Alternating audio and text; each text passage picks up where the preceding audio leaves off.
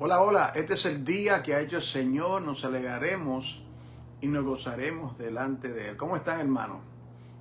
Me da mucho gusto saludarle. Mi nombre es Juan Córdoba, pastor de la Iglesia del Cuerpo de Cristo aquí en la ciudad de Nueva York.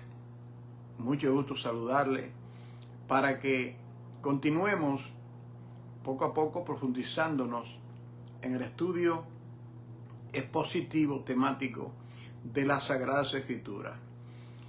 Estamos ahora en esta jornada nueva estudiando un tema de mucha importancia y que se habla poco. Tiene que ver con la restauración del pueblo de Dios. Tanto la restauración del pueblo de Dios en los santos del Antiguo Testamento y la restauración del pueblo de Dios, los santos del Nuevo Testamento. Un solo pueblo. Una gloria, dos etapas. Una gloria, dos etapas. La gloria postrera será mayor que la primera. Antiguo Testamento, un aspecto de gloria. El llamado Nuevo Testamento o Nuevo Pacto, aspecto de gloria. Una casa o dos casas, como usted quiera verlo, los santos del Antiguo, una gloria, la gloria del Señor. En este día, pues, vamos a continuar hablando de esa casa, profundizándose un poquito más con relación a lo que es la restauración. Pero lo primero es buscar la dirección del Señor.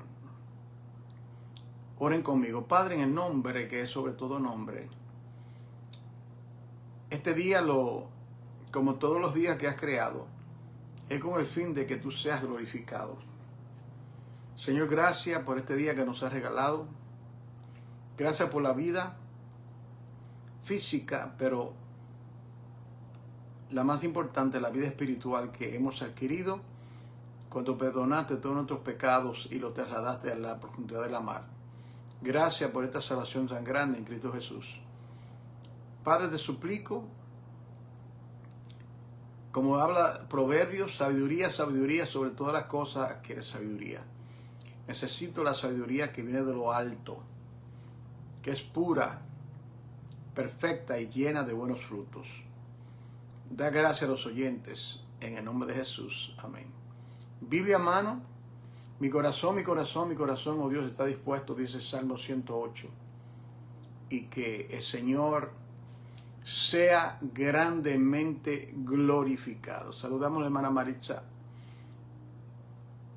Parte de la hermandad de la iglesia local, el cuerpo de Jesucristo. Estamos ubicados en el condado del Bronx. Si está visitando la ciudad de Nueva York, envíen una nota y sería un privilegio poder recibirle y compartir con ustedes. Bienvenida a nuestra querida hermana Raquel Martínez. Saludos, querida hermana, desde Pensilvania, uno de los estados favoritos. Me encanta vivir allá. Viví 2 años y tuve que lamentablemente salir de allá, pero que Dios sea glorificado. Bien, el tema de restauración lo vamos a ver de una manera, yo confío que el Señor continúe hablando en nuestras vidas, continúe abriendo los ojos de nuestro entendimiento para poder entender lo que es la restauración. Cuando uno ve el panorama de la iglesia del Señor, tanto la iglesia donde el Señor nos ha ubicado, la iglesia local, y vemos también, nos enteramos por los medios, por amistades, personas que conocemos en otras partes del mundo, y nosotros miramos la condición de la iglesia. Y yo le pregunto, inclusive a algunos pastores, yo no le pregunto cuántos miembros tiene, no le pregunto cuántos cantores tiene, no le pregunto si el templo es grande, si es pequeño. Le pregunto, siervo, ¿cómo usted ve la iglesia? ¿Cómo está la iglesia? Usted es un mayordomo, ¿cómo usted ve la iglesia? La mayoría, victoria, victoria. Ajá, ajá. Ok.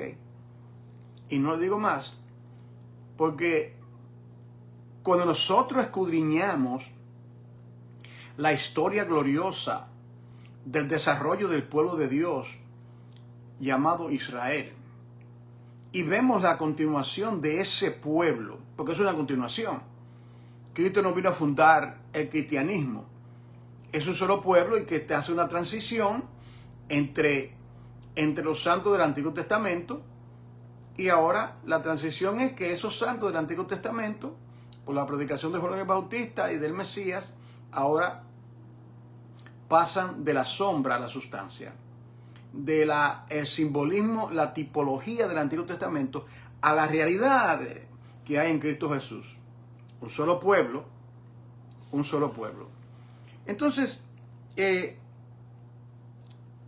hay muchos libros en el Antiguo Testamento que hablan de la restauración del pueblo de Dios. Y esos principios restauradores que el Señor usó para restaurar a su pueblo, los santos del Antiguo Testamento, son los mismos principios que Dios usa para llamar de Mis en el desierto. ¿Qué pasó, Israel? ¿Qué pasó? ¿Cómo te ha prostituido? Y en 2 de Crónicas 36 usa una palabra fuerte y le llama ramera. Escucha palabra de Dios, ramera. Entonces, una palabra fuerte. Es decir, que Israel se prostituyó. Israel se fue en pos de dioses falsos. Entonces encontramos que ellos fueron redimidos de ese cautiverio. Dios redime al pueblo. Bueno, la razón por la cual Dios permitió el cautiverio del reino del norte, del reino del sur, fue porque se fue tras sus amantes. Israel iba en pos de Dios. Dios le dio el documento de matrimonio, los mandamientos en Sinaí, unos cuantos meses después que salieron del cautiverio egipcio. Luego pasa el tiempo, la conquista de Canaán, el periodo de los jueces, Samuel, y ellos quieren un rey, como tienen las demás naciones. Ahí comienza la degeneración. Un pueblo que estaba guiando, que era guiado por Dios, por medio de sus profetas, en ese caso Samuel, ahora quiere ser como las demás naciones. Donde va Vicente va la gente, ¿verdad? Y quieren ser igualitos que los demás. Pero Dios les dijo a ellos desde el principio, ustedes son un pueblo peculiar. Yo los he extraído de demás naciones. Ustedes es mi pueblo. Y no porque ustedes sean más grandes, sino porque yo, por amor, afecto, lo he escogido a ustedes para que sean los portadores de mi palabra. Pablo lo dice, ¿qué ventaja tiene Israel? Bueno, sí, tiene mucha. La promulgación de la ley, los pactos, la promesa, y por medio de esa promesa viene Jesucristo. Esa es la ventaja. Pero no significa que esa ventaja, a que mucho se le da, mucho se le requiere. ¿Qué hizo Israel con esa ventaja, con ese privilegio que Dios le dio, siendo ellos una nación pequeña? Bueno, que ellos se prostituyeron. Y la pregunta es, ¿cómo está la iglesia hoy? Entonces, redimido del cautiverio, porque Dios perdona. Dios lo perdona, y en Isaías 51 dice, versículo 11, y volverán los redimidos de Jehová, y volverán a Sión cantando, y gozo perpetuo habrá sobre sus cabezas. Bendiga el hermano Matthew Velázquez. Es decir que hemos de ver en la lección de hoy, que será la tercera clase de estos cursos de capacitación ministerial, hemos de ver la continuación de cómo fue que ese pueblo se corrompió y se apartó del Señor. Ayer vimos una casa dividida. Se refiere al reino, primeramente, Israel era el Reino Unido bajo Saúl, primer rey de Israel, un fracaso. David conquistó mucho territorio y Salomón con su sabiduría consolidó el reino.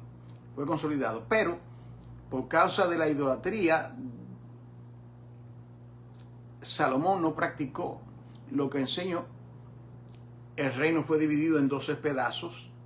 Ese manto que le dio 10 para Jeroboam y 2 para Roboam. La división del reino. Ahora nos encontramos estudiando esto de la división del reino, una casa dividida. ¿Cómo comenzó? Bueno, constitúyenos un rey, le decía. Eso está en 1 Samuel 8:5. Entonces, el problema fue como tiene las demás naciones. Y Dios le dice, mira, dos pecados ha cometido mi pueblo contra mí. Número 1, me dejaron a mí fuente de aguas vivas, Jeremías 2:13. Y cavaron para sí cisternas rotas que no retienen agua. En otras palabras, yo que soy la fuente del agua, del perdón, de todo, ustedes me dejaron a mí. Pero no se quedaron en la neutralidad, sino que fueron en pos de cisternas rotas que no retienen agua. ¿Cómo está la iglesia? Está la iglesia en su aspecto local, donde nosotros nos congregamos, y en su aspecto global al verla. ¿Cómo está la iglesia?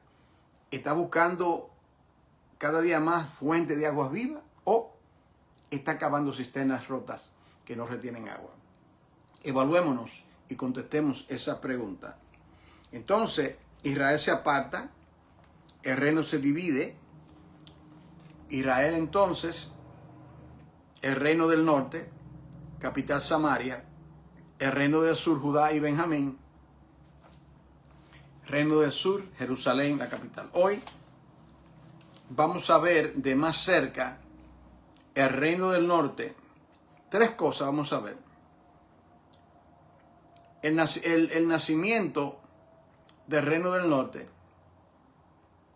Vamos a ver luego a Judá, el reino del sur. Dios bendiga al hermano Saulo Calderón. Bendiciones. Y a Mercedes Valdés. Bienvenidos, bienvenidas. Biblia a mano, notas, algo para escribir. Hemos de ver tercero. Déjame explicarlo.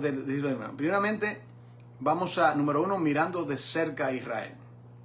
Vamos a ver mirando de cerca a Judá, reino del norte, reino del sur, el reino dividido. Es un solo pueblo que está dividido ahora. Y luego la disciplina del Señor. Okay. Vamos a ver primeramente el nacimiento del reino del norte. Para ello te invito, toma tu Biblia y por favor busca conmigo Primera de Reyes en el capítulo 12 de Primera de Reyes. Primera de Reyes, capítulo 12. Aquí viene esto aquí. Primera de Reyes, capítulo 12. Para uno entender las cosas y explicar lecciones importantes para nuestras vidas, y también, primeramente, porque nosotros tenemos necesidad de entenderlo, necesitamos saber qué es la restauración y cómo Dios lleva a cabo la restauración y de qué tenemos que ser restaurados. Aquí en Primera de Reyes, capítulo 12, versículo 26, el capítulo 12 habla de la rebelión de Israel. Aquí en el versículo 25, dice aquí, entonces reedificó Jeroboam a Siquem en el monte de Efraín y habitó en ella, y salieron de allí, reedificó a Penuel. Y dijo Jeroboam en su corazón, ahora se volverá el reino de la casa de David, es decir, ahora se volverá el reino de la casa de David si este pueblo tuviere a ofrecer sacrificios en la casa de Jehová en Jerusalén. Es bueno que entendamos. El centro de adoración del pueblo de Israel estaba en el reino del sur. El templo, sacerdote, etc. Cuando el reino estaba unido, todas las tribus iban a celebrar la fiesta de Jehová. Todo lo que tiene que ver con las 7 fiestas que habla Levítico 23, ellos tenían que ir al reino del sur, es decir, déjame, es decir, al reino del sur que es aquí, lo amarillo. Este azul es el reino del norte. Anteriormente era un solo reino, las 12 tribus, todo era un reino, un reino. Vino la división del reino. ¿Por qué se dividió el reino? Dios lo había profetizado siglos atrás, que si ellos persistían, insistían en rebelarse contra Dios, Dios lo iba a castigar y que iban a ser divididos y iban a ser esparcidos. Entonces, estamos estudiando, esto es muy importante, porque usted va a leer, si no tenemos este entendimiento de lo que estamos hablando, vamos a pasar toda la vida leyendo el Antiguo Testamento sin tener entendimiento. Es importante estudiar esto, captarlo, para que cuando usted le haga un pasaje, usted dice, oh, eso se refiere al reino del norte, a las 10 tribus. Oh, esto se refiere al reino del sur. Y usted tiene un mejor entendimiento. Y cuando usted llega al Nuevo Testamento, ya usted tiene conocimiento de a qué se refiere. Es importante trazar las escrituras y dividirla correctamente. Dios bendiga a la hermana Sandra. Entonces dice aquí, ¿qué hizo Jeroboam, que era el que estaba encargado de las 10 tribus? Cuando se dividieron las tribus, 10 le pertenecían a Jeroboam y 2 a Sur. Entonces Jeroboam dijo, bueno, esto no conviene de que solamente tengamos un lugar de adoración. Y miren lo que él hizo. Primeramente dice aquí que Jeroboam, todo comienza en el corazón. ¿Qué dice la Biblia? Que perverso es el corazón más que todas las cosas, ¿no es cierto? Todo comienza con una maquinación perversa, el corazón de Jeroboam. Y dice, mire esto, dice, mire lo que vino al corazón de él. Si este pueblo subiera a ofrecer sacrificio en la casa de Jehová, en Jerusalén, porque el corazón de este pueblo se volverá a su señor, Roboam. Es decir, si los del norte bajan a la parte del sur, el corazón de los del norte, las 10 tribus, se va a unir a ellos y pueden venir a mí a matarme, porque ya el reino estaba dividido. Y mira lo que dice, y se volverán a su señor Roboam, rey de Judá. ¿Lo ve? El reino del sur, la parte amarilla, aquí. ¿Lo ve ahí? La parte amarilla, que está aquí. Usted la puede ver ahí. Ahí. Reino del sur. Entonces, Jeroboam reinaba en las 10 tribus del norte. Roboam reinaba la parte amarilla. ¿Estamos entendiendo? El reino está dividido. Los que están en el reino del sur tenían temor de que si ellos descienden acá, donde está el culto, entonces en el corazón le vino esta perversa idea. Mire, lea conmigo. Dice, bueno, si yo permito esto, lo del reino del sur,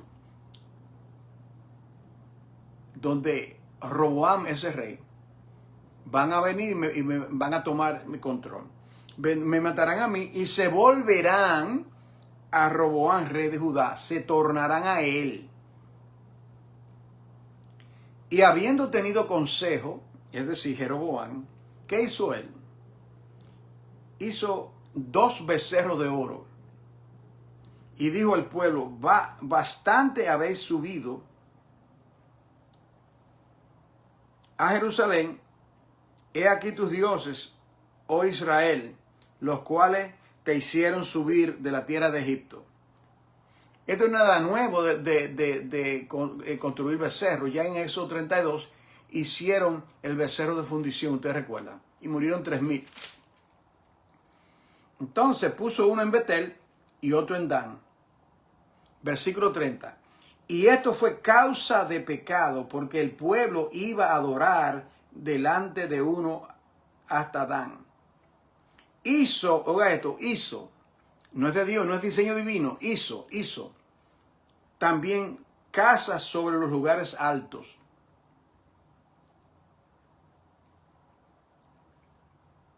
casa sobre los lugares altos, e hizo sacerdotes de entre el pueblo, oiga esto, que no eran de los hijos de Leví. Ustedes recuerdan que Aarón, Leví era el padre de Aarón, Miriam y Moisés. Y de la tribu de Leví fue que vino el sacerdocio. El primer sacerdote fue Aarón y sus hijos. 4 de ellos, 2 murieron, que ofrecieron fuego extraño. Ustedes leen eso ahí en la Biblia, ¿verdad? Entonces, ¿qué pasa?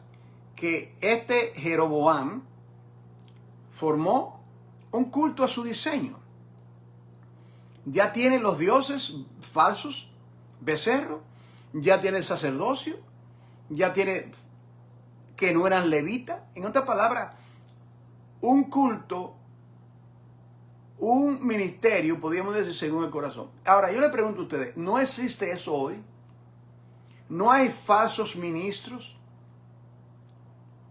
falsos apóstoles que diseñan culto conforme a su corazón? Entonces usted ve la manera que se lleva a cabo el culto y uno dice, bueno, eso no está en la Biblia. Eso está en la Biblia. A veces yo he visto cosas que yo he querido quitarla de mi página, que me la envían. Porque son cosas heréticas. Personas que están poseídas, arrastrándose en el piso, corriendo, brincando, revolcándose. Y ellos llaman eso un culto, poder, unción y fuego. Ciertamente, fuego extraño. Le digo, querido hermano, de los tales, como Pablo dice a Timoteo, apártate de eso. Y dice aquí, y Jeroboam instituyó fiesta en el mes octavo. En el mes octavo, era un mes inventado. La fiesta comienza, este será el principio de día para vosotros, y le da el Señor a ellos un calendario nuevo. Bueno, él viene y altera el orden divino y dice, conforme a las fiestas solemnes que se celebra en Judá, y sacrificó sobre un altar e hizo en Betel, ofreciendo sacrificios a los becerros que había hecho. Ordenó también en Betel sacerdote para los lugares altos que él había fabricado. Oiga esto, que él había fabricado. Mire hasta qué punto llega la degeneración. Ahora, note usted, hasta el versículo 33, sacrificó pues sobre el altar que él había hecho en Betel a los 15 días del mes octavo, el mes que él había inventado de su propio corazón, e hizo fiestas a los hijos de Israel y subió al altar para quemar incienso. Él no está supuesto a quemar incienso. Eran los levitas. Él no le importó, él simplemente reemplazó. Los levitas estaban en realidad en el reino del sur, en Judá. Es importante en Judá porque de ahí viene el Mesías. ¿Me siguen? Entonces simplemente inventaron. Y yo quiero ser reiterativo. ¿No hace la iglesia hoy lo mismo? Reemplaza lo que Dios ha establecido en su santa palabra. Y cada uno forma. Hay hombres que forman su propia denominación. Yo soy metodista, yo soy pentecostal, yo soy bautista, yo soy presbiteriano, yo soy calvinista. Eso no es nada nuevo. Aquí lo vemos. Pablo lo dice en 1 Corintios. Ustedes son carnales habiendo división. Uno dice yo soy de Pablo, de Cefas, de Pedro, y yo soy de Cristo. Es lo mismo. Es lo mismo.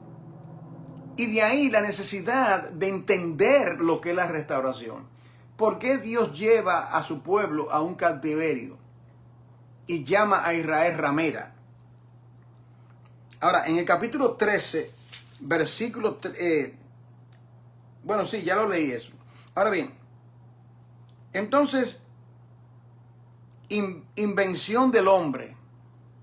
En otras palabras, se formó una nueva religión, completamente apartado de lo que Dios le había dicho por medio de Moisés en el Pentateuco. completamente apartado de los principios divinos. Entonces, tenemos nosotros un reino dividido, una casa dividida. Ahora, vamos a ver ahora el reino de Judá. Dios bendiga, hermano Luis y los demás. El reino de Judá. Estamos estudiando los libros de restauración. Y nos vamos ahora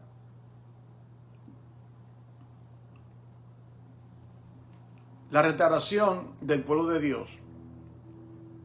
Esta es la tercera lección, clase número 3. Y vamos a explicar, entender lo que es la restauración. ¿Por qué Dios tiene que restaurar no solamente a Israel? Yo siempre oigo, ¿verdad? Constantemente. Oh, Israel, ese pueblo rebelde, a esto, y dándole leña. Y yo digo, ajá, ¿y la iglesia? La iglesia no necesita ser restaurada. La iglesia hace las cosas conforme al diseño. La iglesia que usted pertenece, ¿usted ve que todo está bien? ¿Van según los mandamientos de Dios? Entonces, eso indica que siempre el pueblo de Dios necesita oír esta palabra que no se oye mucho. La palabra de la restauración. Y el Señor es el gran restaurador. El Señor es el único que puede obrar en el corazón nuestro, que es perverso más que todas las cosas, y tornarnos a su palabra, a su espíritu, para que andemos en temor y en reverencia a nuestro Dios. Vamos ahora en el segundo punto, mirando de cerca a Judá. Estamos hablando aquí. Usted ve lo que dice ahí, arriba. La nación se divide en dos reinos, el reino del norte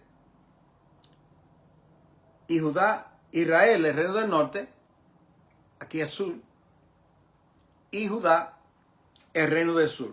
Ya vimos aquí esta parte del reino del norte, cómo procede. Naturalmente, esa rebelión de Jeroboam se le añade al pecado de Salomón, y el reino fue dividido en 12 pedazos, 10 al norte y 2 al sur. Entonces, cuando usted lee la Biblia, y digamos, usted está leyendo cualquier libro del Antiguo Testamento y dice, y menciona a Israel, posiblemente, si es antes de Primera de Samuel, se refiere al Reino Unido. Si es después de eso, de Primera de Samuel, y entra a Reyes, Crónicas, etc., está el reino dividido. Usted tiene que entender a qué se refiere. ¿A las 12 tribus o abajo? El reino del sur. Una vez que usted comienza a discernir eso, eso le va a ayudar mucho a entender la Biblia. Muchísimo a entender la Biblia. Vamos ahora a ubicarnos a Primera de Reyes, capítulo 14. Ahora vamos a ver el reino del sur, es decir, Judá. Vamos a ver ahora a Judá, el reino del sur. Y vamos a ver su degeneración, cómo se degeneró. Dice aquí en Primera de Reyes, capítulo 14,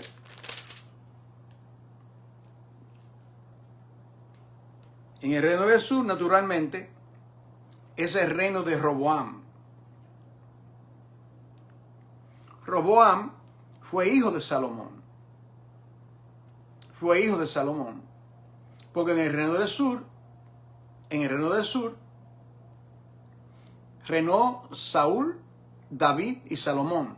Entonces, cuando Salomón murió, o mejor dicho, antes de morir, él constituyó a Roboam el rey de la parte del sur de Judá. Jeroboam, que no era hijo de Salomón, reinó en las 10 tribus. Okay. Ahora bien, vamos a leer el versículo 21 y el 22. Roboam, hijo de Salomón, reinó en Judá, la parte morada. De 41 años era Roboam cuando comenzó a reinar. Y 17 años reinó en Jerusalén, ciudad de Jehová, que Jehová eligió de todas las tribus de Israel para poner allí su nombre. Por eso digo que ahí era que tenían que venir a adorar. Y eso explica por qué razón Jeroboam no quería que fuesen allá y hizo los 2 becerros de oro. ¿Te entiendes? Y no quería que le robaran el corazón. Y luego dice, el nombre de su madre fue Naama, amonita. Oiga esto. Y Judá, espero que tenga la Biblia a mano, ¿verdad? Y Judá, Reino del Sur, hizo lo malo ante los ojos de Jehová. Y le enojaron más que todo lo que sus padres habían hecho en sus pecados que cometieron. Porque ellos también, oiga esto, se edificaron lugares altos, estatuas e imágenes de acera en todo collado alto y debajo de todo árbol frondoso. Había también sodomitas en la tierra, hicieron conforme a todas las abominaciones de las naciones que Jehová había echado delante de Israel. Entonces, no solamente el reino del norte se degeneró con la idolatría de los becerros, también el reino del sur. Entonces, esta palabra, todo el pueblo, todo Israel, reino del norte, reino del sur, todos se contaminaron.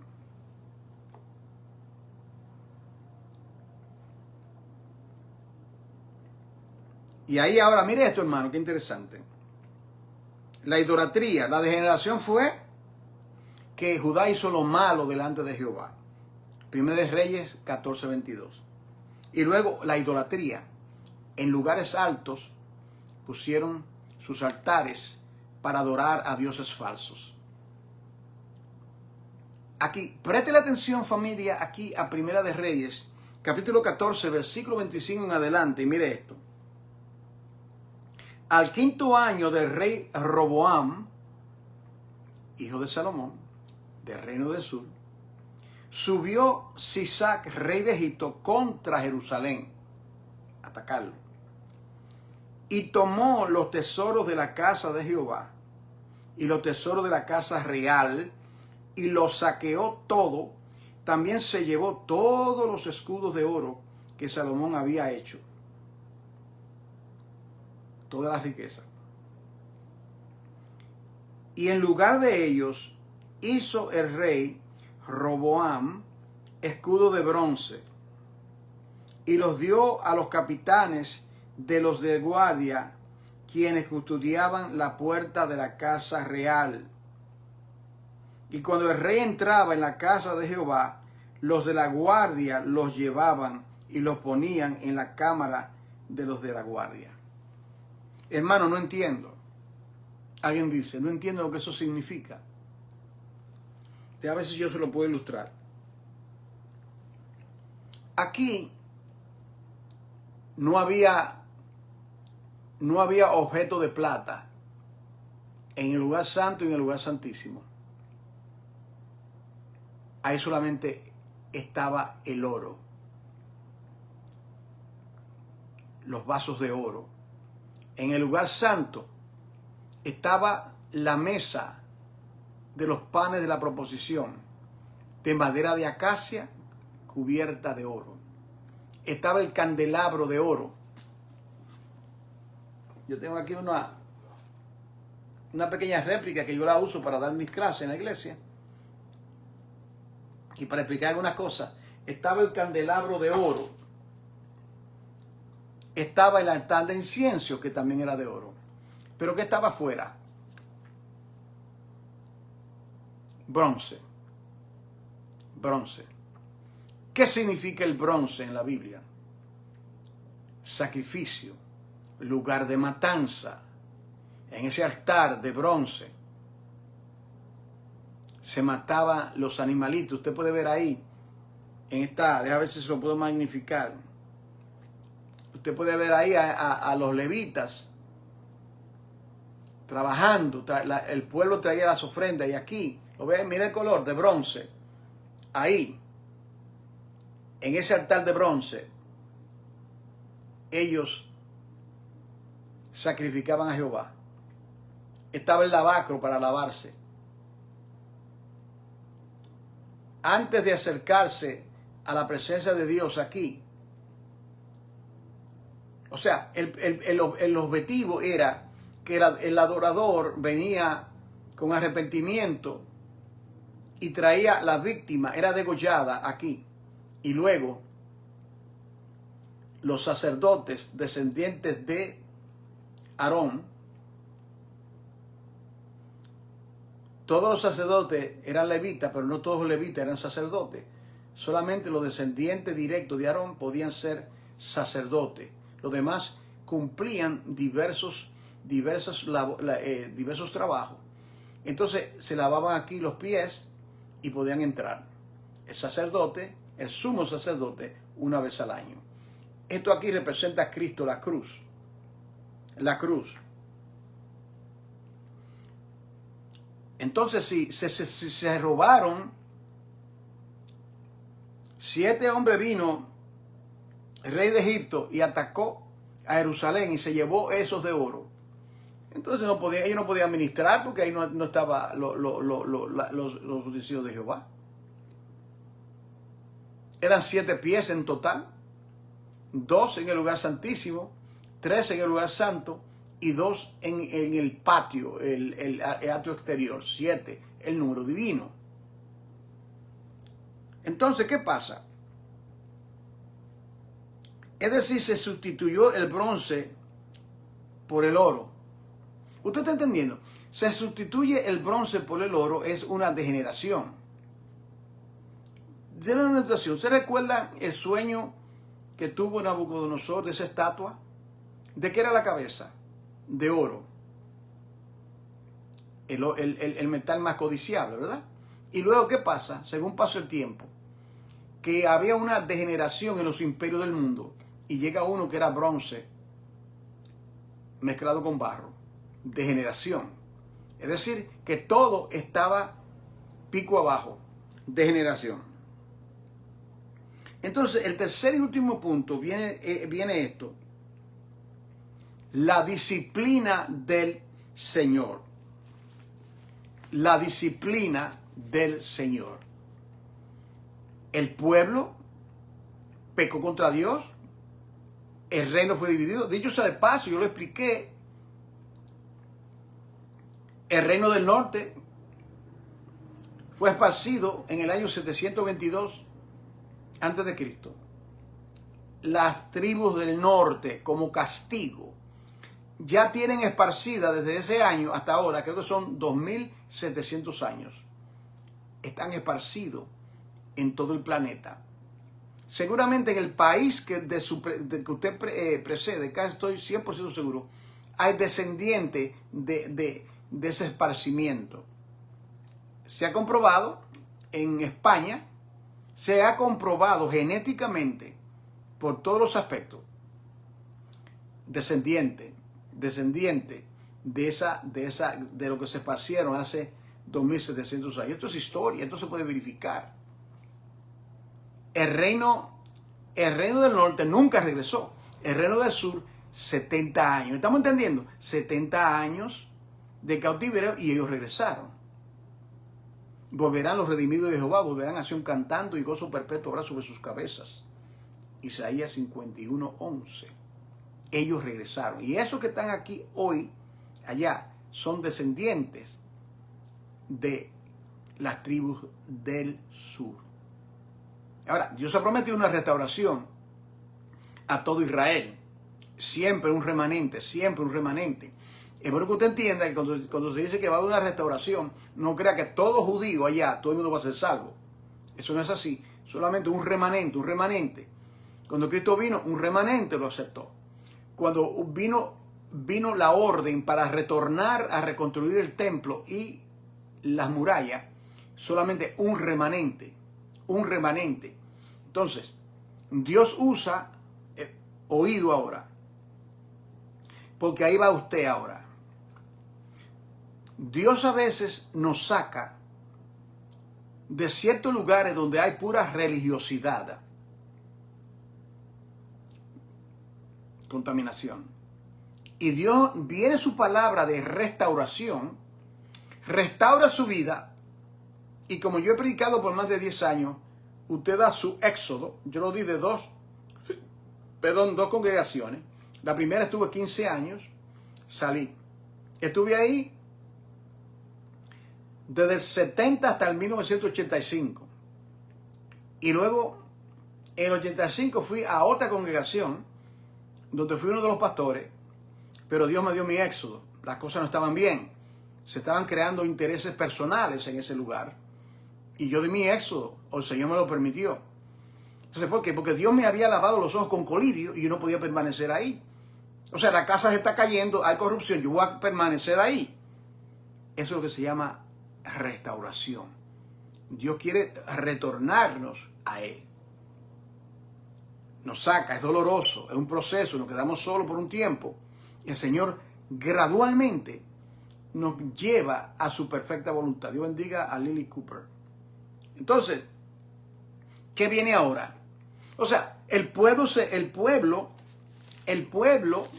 del norte se corrompe, son llevados a cautiverio.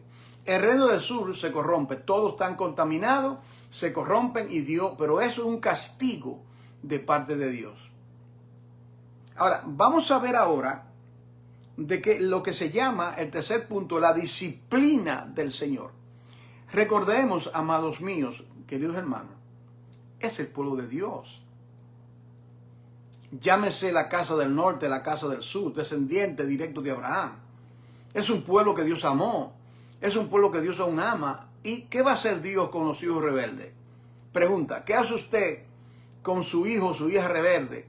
Que usted le habla, le explica, le ruega y él continúa. De la única manera que puede disuadir de esa rebelión al hijo es con la vara de la disciplina. Ubícate conmigo aquí a Hebreos capítulo 12 y vamos a ver ahora este tercer punto, la disciplina del Señor. Aquí en Hebreos capítulo 12, versículo 3, viene ahora la vara de corrección. La vara de corrección. Oído, no dije la vara de destrucción, sino la vara de corrección. Dice aquí en Hebreos capítulo 12, versículo 3, considera aquel que sufrió tal contradicción de pecadores contra sí mismo, para que vuestro ánimo no se canse hasta desmayar, porque no habéis resistido hasta la muerte, combatiendo contra el pecado, y habéis ya olvidado la exhortación que como a hijos se os dirige. Oiga eso, la exhortación que como a hijos se os dirige. Hijo mío, no menosprecéis la disciplina del Señor. La disciplina del Señor, ni desmayé cuando eres reprendido por Él.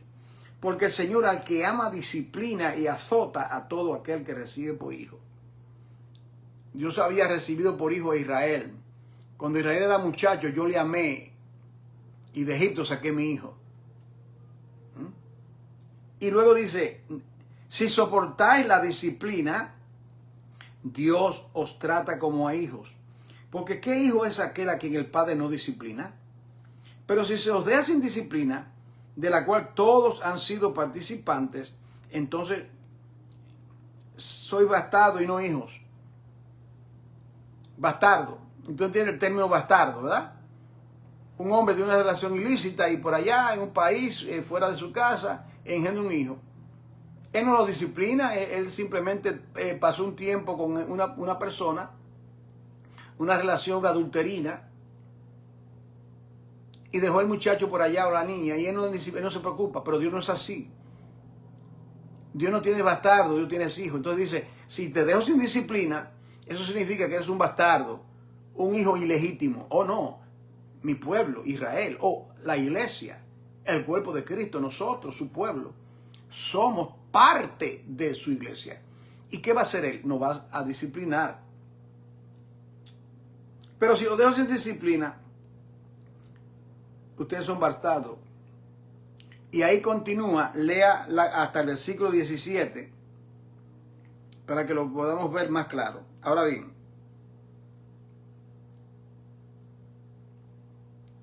miramos un poco ahora a las naciones. Vamos aquí a Isaías capítulo 40. Isaías 40.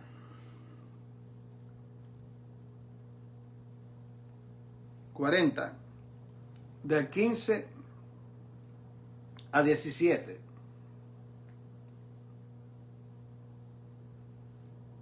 Dice, he aquí que las naciones son como la gota de agua que cae del cubo, y como menudo polvo en las balanzas le son estimadas.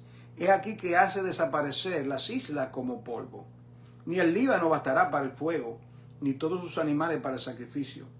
Como nada son todas las naciones delante de él, y en su comparación serán estimadas en menos que nada, y lo que no es. Y dice,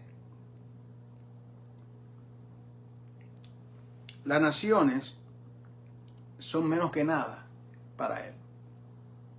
Las naciones para Dios son menos que nada. Dios no necesita las naciones. Yo le digo a la congregación esto: Dios no tiene necesidades. Dios no necesita que yo le adore. Él sigue siendo Dios y yo no le adoro. Él no cambia en absolutamente nada. Adán y Eva pecaron, entristeció su corazón. Él siguió siendo Dios sentado en su trono alto y sublime. Nosotros somos los necesitados. Nosotros somos los que necesitamos ser disciplinados, ayudados, ministrados, sanados, para que nuestro corazón no se vaya en pos de cosas vanas, hermano. Entonces dice aquí, Jeremías capítulo 27, estamos terminando. Jeremías capítulo 27 dice lo siguiente. 27:5.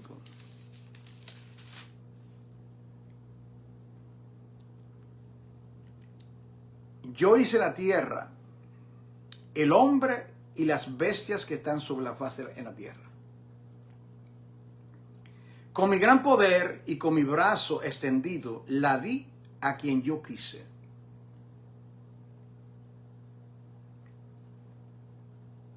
La di a quien yo quise. Pero como la tierra de él, de Jehová es la tierra de su plenitud. Pero mira lo que dice ahora el versículo 6.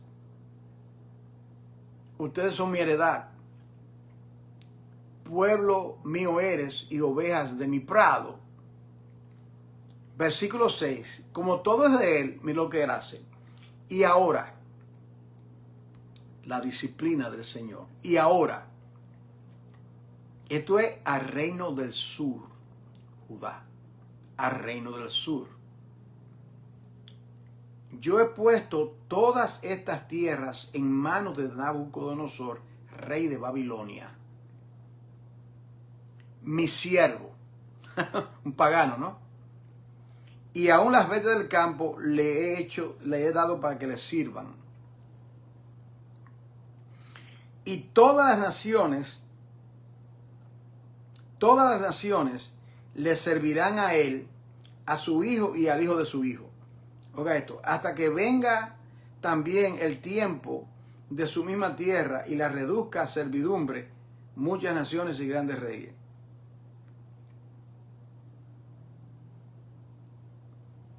Eso se está refiriendo a los 70 años de cautiverio. El cautiverio babilónico no fue al Reino del Norte. El Reino del Norte fue llevado por Asiria en el año 722. El cautiverio babilónico comenzó en el año 586 a.C. y duró 70 años. El cautiverio.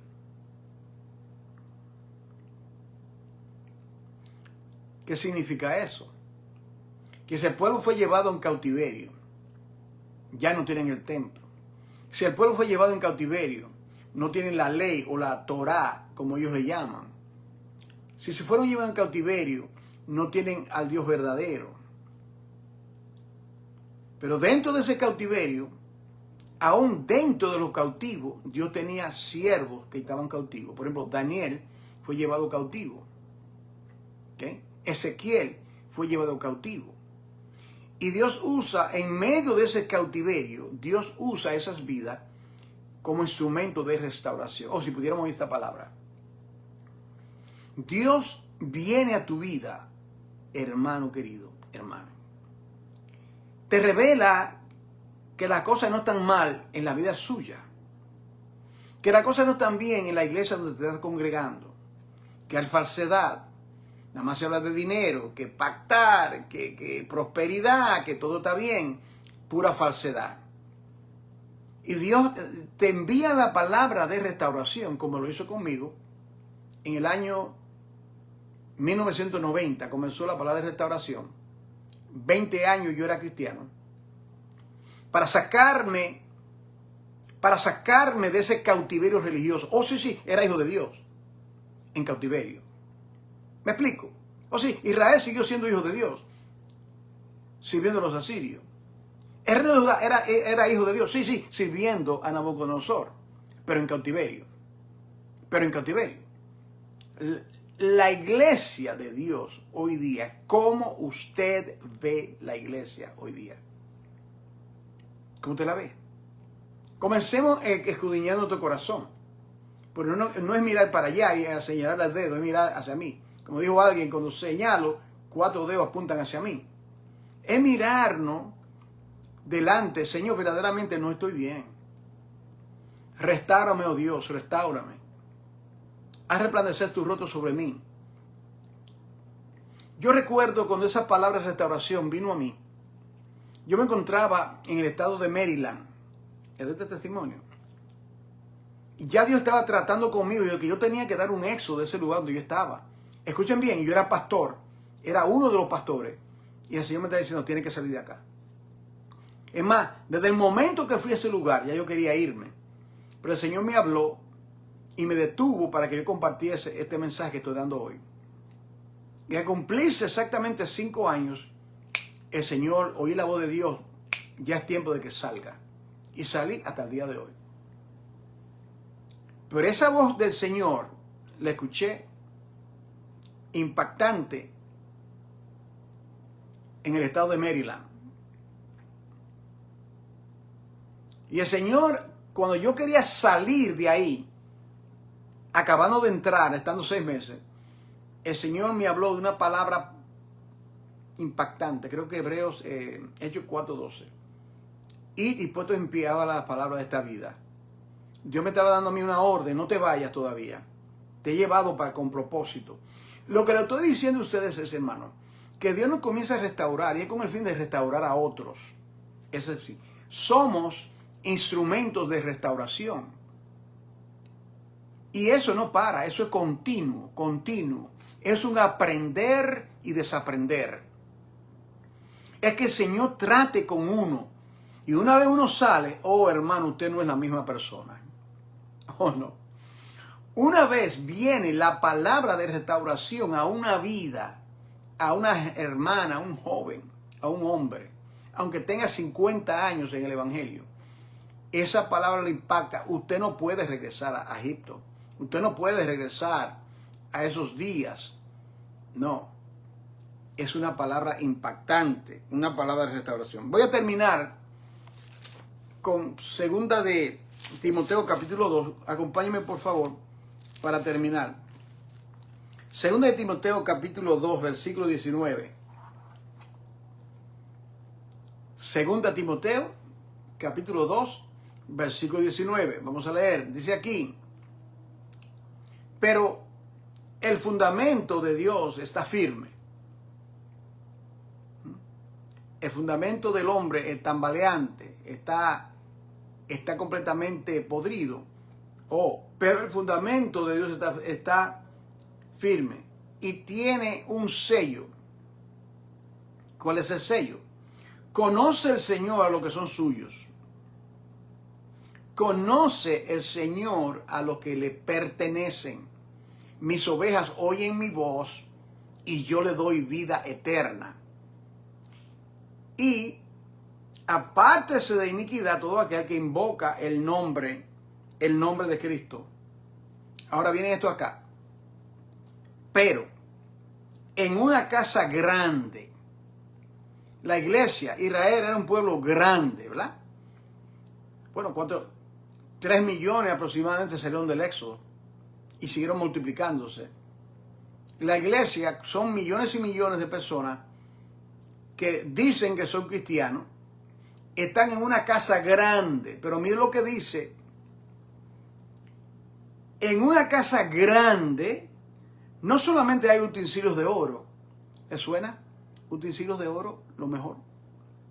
Y de plata, sí, de plata. Sino que también de madera y de barro, cosas inferiores. Y unos son para usos honrosos, los de oro, y otros para usos viles, los de madera y de barro.